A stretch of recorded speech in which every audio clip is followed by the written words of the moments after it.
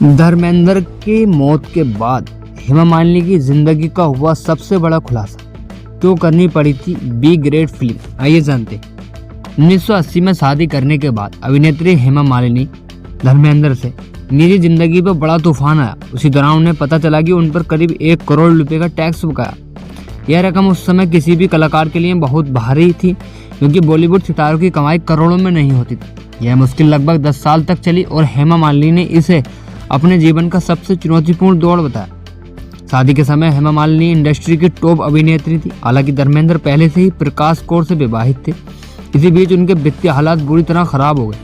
हेमा के करियर और पैसों की जिम्मेदारी शुरू से ही उनकी मां जया चक्रवर्ती और पिता BS रामानुजम चक्रवर्ती संभालते थे। 1970 के दशक की सुपरहिट फिल्मों के बाद 80 दशक की शुरुआत में हेमा मालिनी को अचानक पता चला कि सरकार को बड़ी टैक्स राशि चुकानी है।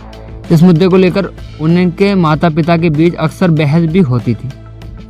हेमा की आत्मकथा Hema Malini beyond the dream girl के अनुसार धर्मेंद्र ने इस कठिन स्थिति में उनकी आर्थिक मदद करने की पेशकश की थी, लेकिन हेमा ने पति से पैसे लेने से इनकार कर दिया था।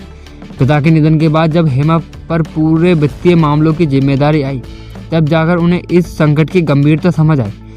उन्हें तुरंत पैसों की जरूरत थी और पैसे कमाने का सबसे तेज तरीका अधिक से अधिक फिल्मों में काम करना था।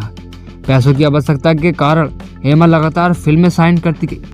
लेखक राम कमल मुखर्जी के अनुसार उस समय बड़े बैनर्स उन्हें फिल्में देने को तैयार नहीं थे, इसलिए उन्हें कई B ग्रेड फिल्मों में भी काम करना पड़ा। हालांकि डांस शो से कुछ आमदनी होती थी, लेकिन उनका अधिकतर खर्च फिल्मों से ही पूरा होता था। इसी दौरान वे 2 बेटियां ईशा देओल और अहाना देओल की मां भी बन चुकी थी, जिससे जिम्मेदारियां और बढ़ गई थी। बचपन में ईशा को इस आर्थिक संकट का अंदाजा नहीं था, लेकिन बड़े होने पर जब उन्होंने कुछ फिल्में जमाई राजा जैसी फिल्में देखी तो उन्हें माँ से पूछा कि वे इस तरह की फिल्में क्यों कर रही थी। तब हेमा ने उन्हें बताया था कि यह सब अपने कर्ज चुकाने के लिए मजबूरी में की थी।